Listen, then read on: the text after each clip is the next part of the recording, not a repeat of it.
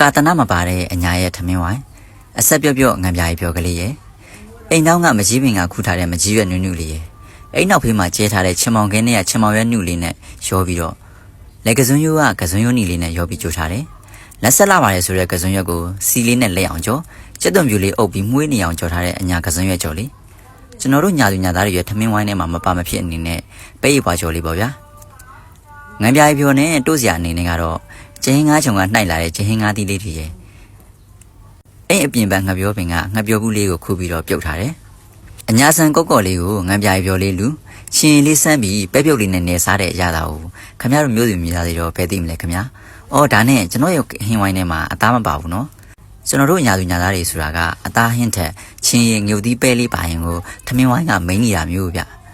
အခွင့်ခါသိရင်တော့ကျွန်တော်တို့ညာသူညာသားတွေရဲ့ပကာတနာမပါတဲ့ထမင်းဝိုင်းလေးကိုအားရအောင်ဖိတ်ကြွေးချင်သပါဗျာ